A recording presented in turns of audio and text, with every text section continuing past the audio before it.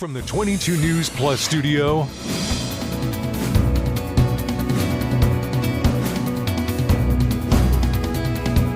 this is 22 News in Focus with Patrick Berry. Hello, everyone, and welcome to this edition of InFocus. I am your host, Patrick Berry. If you're watching this and you're a Bay State resident, my question to you is, how do you think our state government is doing? How do you think our national government is doing? Well, across the desk from me today is a member of the UMass staff. He's an associate professor of political science, Alex Theodoridis. And recently, UMass came out with a poll talking about just that, what people think, what Bay State residents think of how the state is doing and how the nation is doing. Alex, thank you for giving me some of your time. I appreciate it. My pleasure. Happy to be here. Let me ask you where the idea of coming up with this poll came from. Was this a one-off? Is this something you guys do periodically to kind of keep an eye on what's what the residents are feeling? Yeah, this is something we do regularly. We do a lot of national polls at the UMass poll, and those get a lot of attention around the country. And we sort of view our role there as bringing some of the wisdom from political science and maybe a deeper look at things, something beyond just the horse race. And who's up and who's down, to really inform the national dialogue in terms of discussion of politics and discussion of public opinion. And as the flagship institution here in Massachusetts, we very much view our role the same way in terms of the Commonwealth, and so we regularly conduct polls of Bay Staters. And like to do that so that we can inform how the media cover politics, how politicians make decisions. So we think asking good questions that really get at where Bay Staters feel things are, and what they're concerned about, and what opportunities they see. We see that as an important part of our mission at the UMass poll. So the recent study that was done was just from Massachusetts residents about how the state is doing and what their feelings are on the state. That's right. This local, well, and also the nation, but it's just Bay State residents that we polled in this poll. So how do you, in a state that is primarily registered Democrats, it's a blue state, everybody knows it. Right. How do you get a balance? Well, I mean, in terms of the people we interview? Exactly. The political leanings. Right. So this sample, what we're trying to produce is and we work with our polling partners at YouGov to put together a sample that looks like the Commonwealth. Okay. And so we're not trying to get an equal number of Republicans and Democrats. Obviously, that wouldn't represent what the Commonwealth looks like. And so, if you look at our website, we have all the demographic breakdowns of our respondents, and it pretty nicely aligns with what the actual Commonwealth looks like. It's both at the state level, and that's actually in some ways harder than at the national level, but both at the state level and the national level. Recruiting a sample that looks like the population is much harder than it used to be, right? This is a difficult time to do public opinion work, even though I think public opinion work is important. But there used to be a time where you could randomly generate phone numbers. People didn't have caller ID. People didn't have a cell phone, and people would mostly answer your survey. So we're talking about the 80s and 90s. And that was kind of the golden age. You could randomly generate phone numbers, and everybody in your population, so let's say voting age adults, had about the same probability of ending up in your sample as everybody else, right? And that's what you want. That was sort of the gold standard of probability-based sampling. That obviously has become much more difficult. So we conduct our polls online. Actually, that is a technique and a method of conducting polls that has become increasingly accurate, especially as telephone alone surveys have become more and more difficult to conduct. So in this particular survey, was there an overarching theme of what information you were trying to get out of the respondents?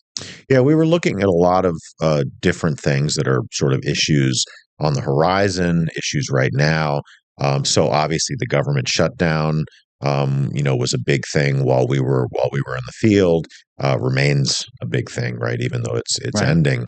So that was a big issue. We wanted to find out how Bay Staters viewed the national economy, how Bay Staters viewed national politicians, how they viewed the state economy, state politicians. We looked at whether they, thought the state versus the nation and their localities were particularly polarized. We looked at whether they're concerned about political violence.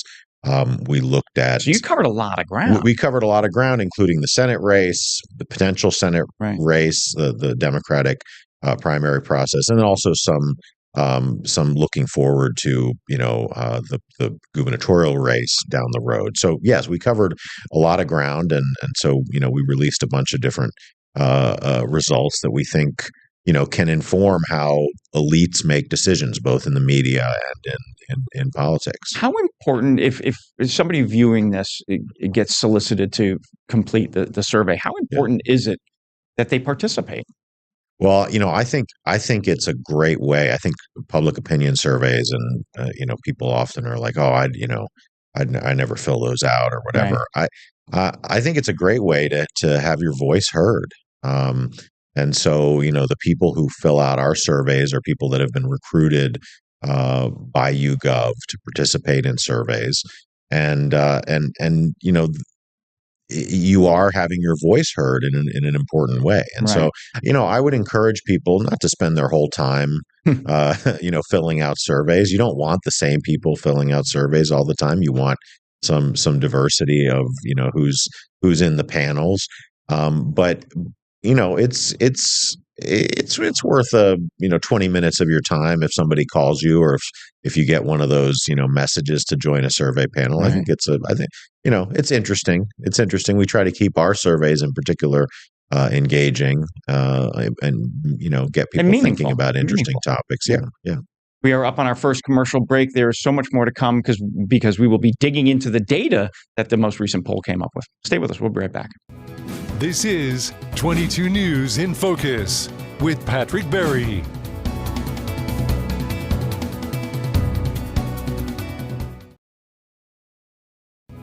This is 22 News in Focus with Patrick Berry. Welcome back, everyone, to this edition of InFocus. Across the desk from me today is Alex Theodoridis. He is an associate professor of political science up at UMass, and the university just released a poll. We started talking about it in the first part of this conversation about how it was done, but it was really the public, meaning the state of Massachusetts residents' feelings on government and a number of different things. I would like to get into some of the data now, Alex, about what you found. So the overarching theme was what people think about how the state is doing. And if I remember correctly, the headline was, people think Massachusetts is moving in the wrong direction. What does that mean, moving in the wrong direction? Yeah, and it's just a plurality. So we find this is the first time in 5 years that we've found more Bay Staters saying that the state is moving in the wrong direction as opposed to on the right track. Now it's very close, and this movement has been relatively small, right? So it's now it's 43% as opposed to 38% right track, wrong direction. And that's a pretty standard question that's been asked a long time, both about the state at the state level, but also the national level. It tends to reflect partisanship.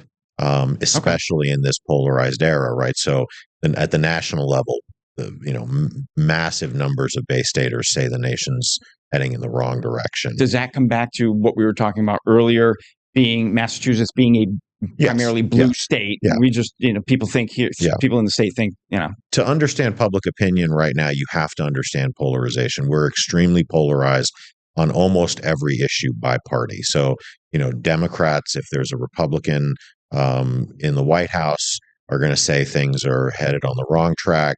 Disproportionately, the reverse if it's a Democrat in the White House in terms of Republicans. And you see the same often to a lesser extent, but still pretty noticeable at the state level, right? So Republicans obviously have, very much see the state as being off on the wrong track, Right. And but so the changes that happen often are in this polarized moment often are in the margins, right? So you're not going to see a tremendous number of Democrats saying that the state is on the wrong track when a Democrat is in power and we have a Democratic legislature. But you start to see erosion, and there seems to be some anxiety out there. Housing rises really to the top as an issue that people are concerned about. But yes, you've seen this trend in the state where slightly more people are saying now that the state is is off on the wrong track as opposed to headed in the right direction than was the case when we last did a poll in February and previous polls over the last 5 So years. it's just gotten worse since February of 2025. Absolutely, yeah. The interesting thing, and I'll pull up the data there. 43% think the state is moving in the wrong direction. Yeah. Yet we have a Governor Healy who is a staunch Democrat. I would say almost an extremist liberal. Yeah. Yet the state feels as a whole and that's sort of a report card on how she's doing.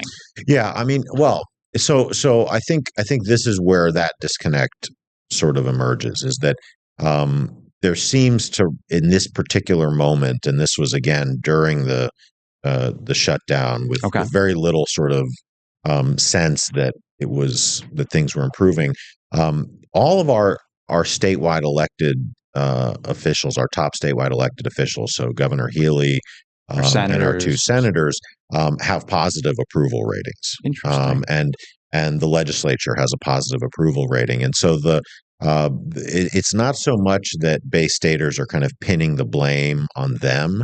I do think there's been a sense that things going on nationally, that we don't exist in a vacuum, that things going on nationally have maybe trickled down to the state level. And so you see things like some effects among some subsets, in particular lower income folks, respondents, people who are people of color, some impacts there of the shutdown and of the loss of federal funding for a lot of programs. And so I think there's this sense that maybe things are not going as well as they were. Is it a disconnect between the respondents thinking, not understanding the federal effects versus the state effects? I don't think it's that they're not understanding them. I think that it is in fact the case that if you lose billions of dollars in federal funding, that there are going to be effects at the state level. And if the government is shut down, people in our poll tell us, especially people who are lower income, tell us that they're having trouble, that they have had trouble accessing federal benefits or even state benefits that are funded by the federal government. And so I think there's a sense that there's unease, I would say. I mean, this is not an overwhelming number who are saying that the state's on the wrong track. It's not even a majority, right? It's a plurality, which is very different from saying the federal government, the nation is on the wrong track. Massachusetts residents overwhelmingly say that the U.S. as a whole is on the wrong track. But I think there is this sort of sense that while they may be generally happy with the elected officials we have, who are all the statewide elected officials are Democrats, while they may be generally happy with them, they are not necessarily happy with where things are going, and probably there's some understanding that some of that is related to the interplay between the state and federal level. They don't, as a state, we have this. We don't exist in a vacuum, right? And so what happens at the national level impacts us here in the state. And by the way, that's even more true both from a policy perspective, but also from a politics perspective today, because our politics, our polarization have become much more nationalized, right? Oh, yeah. Tip O'Neill used to say all politics is local, and that's just not true anymore. It is very nationalized. But he was so right. And to get anything done, it's all about local. It is, but all the issues you hear people talk about, for the most part, even in local races, are sort of the same issues that you have at the national level, and the parties no longer have, you know, are not very localized. So, this in this state, right? Republicans could still have this governorship, Right. but they basically said if you're not going to be in line with the national party, we'd rather lose it, essentially. And so the state parties and even the local parties are much more reflective of the nation, of the national party, than they are of that particular locality, right? It used to be, I had a professor who used to say that there isn't one Democratic Party and one Republican Party. There are 50 Democratic parties and 50 Republican parties. And that's just not true anymore. Right. The Republican Party in Massachusetts looks a lot more like the national level than it used to. Interesting. We are up on our second commercial break. Stay with us, folks, because there's still more to come. We'll be right back. This is 22 News in Focus with Patrick Berry.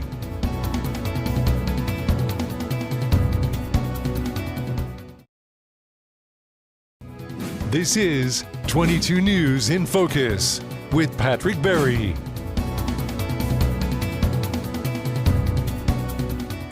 Welcome back, everyone, to this edition of In Focus. I am your host, Patrick Berry. Across the table from me today is Alex Theodoridis. He is an associate professor of political science up at UMass in Amherst. Alex, thank you again for joining me. I greatly appreciate your time. The poll that you guys recently conducted, what do you hope the data leads to? You know, is there an end goal of the data, or is it just we're collecting the data, it is what it is? Yeah, I mean, it's in some ways it's both, right? Okay. As a social scientist and as professors who study public opinion, both at the national level and the state level, we think it's valuable just knowing these things and understanding more about how voters think and citizens think. But in addition to that, the reason we do this public-facing work, right? We're a state institution, a state flagship institution. And we think we have a responsibility to elevate the discourse, to provide good quality data that people can make decisions with, right? That's what data are all about, right? You want to have the best information you can when you're making decisions, right? And it doesn't mean that you're just handing over decision making to an algorithm or something like that, but you want to have the best information when you make choices, and you especially want politicians who are making very important, even life and death decisions for Bay Staters and for people all across the country to have that information at their fingertips. And so that's really the goal, is that we're providing quality data that asks questions that get a little deeper than some of the other coverage that's out there. Is it the initial data or the data over time that's most valuable? It's really both. It's really both. You obviously, there are some things where you want to see trends, right? So, if you told me, what we were just talking about, 43% of Bay Staters, are saying that the state is headed on the wrong track. In a vacuum, that kind of tells you something, but it tells you more when you look at the overtime trend. And so we try to ask some of the same questions in different polls. Obviously, we also then try to address specific things that are of interest at the moment. So in this case, we asked about how people are experiencing the government, how people were experiencing the government shutdown or loss in federal funding for things. But yeah, there's value to overtime trends, obviously, and it's also valuable even if on a particular thing you're just giving a snapshot or a cross section to say, okay, this is where we are right now.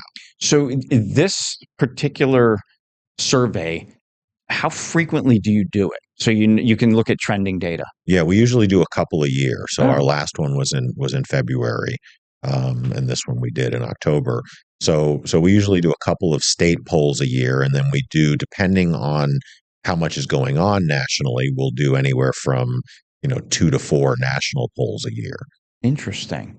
And then, so the data that's created, it's distributed to legislators, businesses, think tanks, so they can better understand what Massachusetts residents' thoughts and feelings are on how government is operating. Yeah, so we analyze the results and break it down by different categories: political party, the male, female, male, female, ages, exactly, yeah, income levels, exactly. And so we present those crosstabs. All of that we put up on our website, so it's just available to anybody who wants to look at it. And then we make an effort to reach out to the media to really try to get this public facing social science work out there as much as possible. Do you find in this particular survey there are certain groups of people?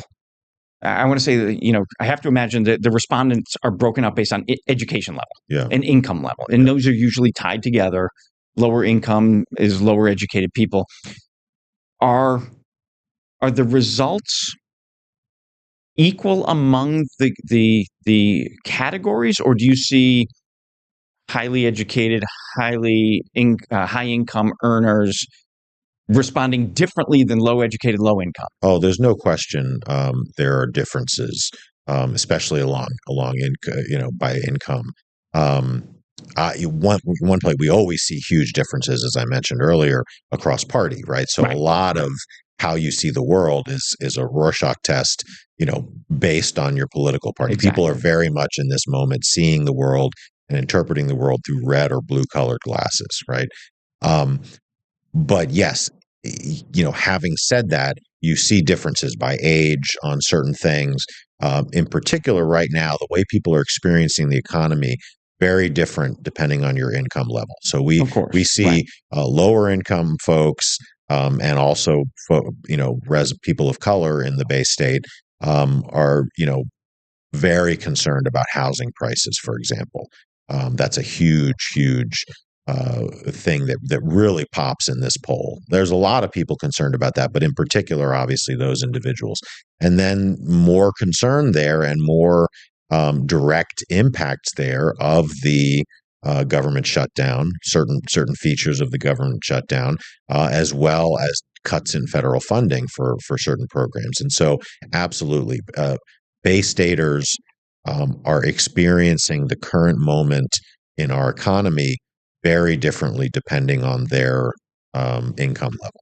So again, and we're running out of time, but do you find that media, us here at 22 News, social media, print media, radio, we might be at fault at those respondent responses that media chooses a side? Like I look at national media, like you have your Fox News, which everybody knows is right wing. You have your MSNBC, which is, I forget what it's called now, but in CNN historically has been left wing. Do you think that the media, pushes people to make certain decisions? Well, there's no question, and it goes beyond legacy media, like you're talking about. It's now, on your social media, cell phone, and it's your TikTok, and that differs by generation. A feature of modern polarization is this segmentation of the media. We have absolutely seen segmentation, starting with, the fact that people no longer all consume the same national news, on one of the three networks every night. Now it's you go to wherever is more. And you don't know whether it's right or wrong with your views. Yeah, and you assume it's unbiased because it's what you want to hear. And then obviously that's become even more segmented now with podcasts and with also social media algorithms and things like that. So that's absolutely part of it. I would say that that's one of the valuable things about polling is that we just talked about how individuals at lower income levels and people of color are experiencing this economy differently from people at higher income levels. And I think that can be valuable, right? Because we're all sort of limited to our own experience, and that's become exaggerated by the segmentation of the media. So if people in your neighborhood and people who all watch the same TV station, all have similar opinions. all have a certain experience. I think it's useful as a society, if we understand that other people are not experiencing the economy the same way, Right. and it it can help us maybe collectively make nation. better decisions, Unfortunately, we are out of time. Alex, thank you so very much for My your pleasure. insight, professionally, but also into the data that the poll issued. Thank you so very much. Good seeing you. My pleasure. This is 22 News in Focus with Patrick Berry.